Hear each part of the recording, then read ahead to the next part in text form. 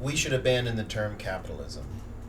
Advocating liberty means opposing the use of force to restrain peaceful, voluntary exchange. But it does not have to mean calling a system of peaceful, voluntary exchange capitalism. Some people, of course, think this is obviously what capitalism means, and I can't prove they're wrong, because the word means different things to different people. I'm confident, though, that even if advocates of liberty intended to communicate the message that they're supporting free exchange by saying they embrace capitalism, it might make sense to them just to pick another word. That's because capitalism carries a lot of baggage, much of it negative. It is unclear when the English word capitalism was first employed. According to the Oxford English Dictionary, William Makepeace Thackeray used it in a neutral sense as early as 1854 through 1855 in his novel The Newcomes. It was being used in a critical sense much earlier than that, however. For instance, it was repeatedly used with a negative connotation by the radical free market writer Thomas Hodgskin, as early as 1825. In his 1827 book, Popular Political Economy, he even speaks in surprisingly modern tones about greedy capitalists. Obviously, the fact that one pro-market writer used capitalist or capitalists negatively doesn't prove that the word is irredeemably tainted. But I've mentioned Hodgskin to point out that these words have been used pejoratively for a long time, and not only by opponents of free markets.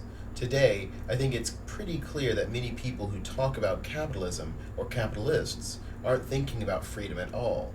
For instance, mainstream print and electronic media regularly uses capitalism to refer to the economic system we have now.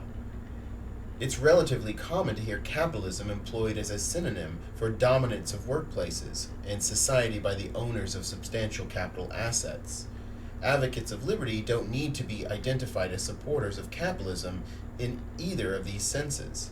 As libertarian philosopher Roderick Long points out, a particular mischievous use of capitalism occurs when people use the term to mean, in effect, both free exchange and either the status quo, rule by capitalists, or both. In this sense, capitalism is a package deal concept that links two independent ideas and treats them as if they necessarily belong together.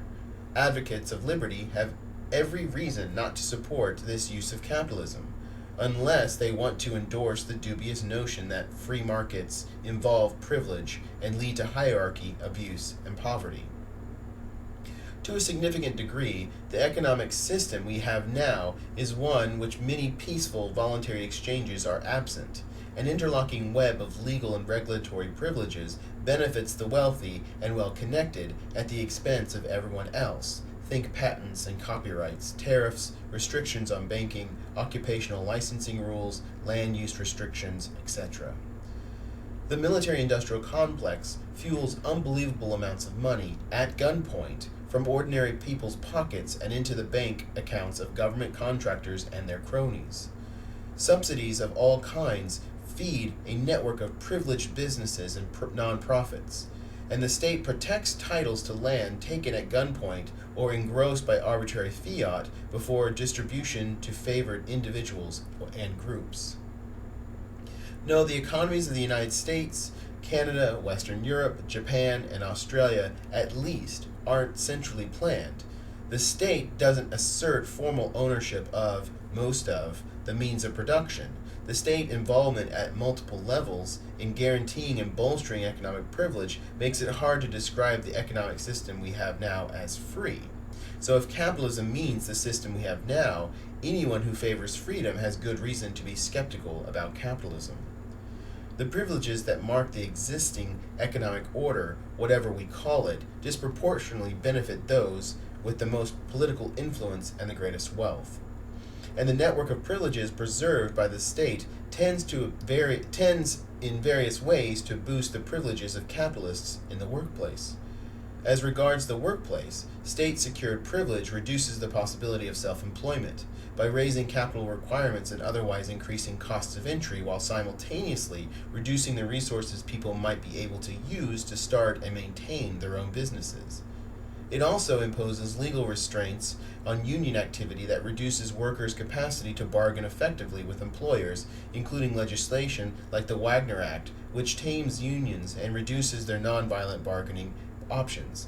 By reducing alternatives to paid work and reducing workers' collective bargaining opportunities, the state substantially increases employers' leverage. In short, dominance of workplaces and of society by capitalists as it occurs today depends on government mischief. Again, if this is capitalism, proponents of freedom have no reason to embrace it. Of course, someone could argue that while capitalism is frequently used to refer to objectionable social phenomenon, it just as frequently refers to an economic system to which freedom is truly central. Some people do use it this way, but the negative usage has been around for a long time and is very common today. The word is tainted.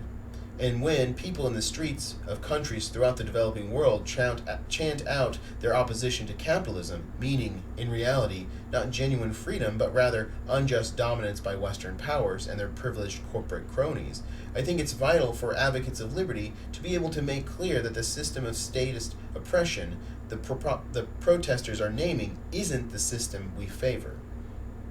Contributors to the Wall Street Journal's editorial pages, commenters of faux news, and other spokespersons for the political and economic elite may continue to use capitalism for whatever it is they say they favor.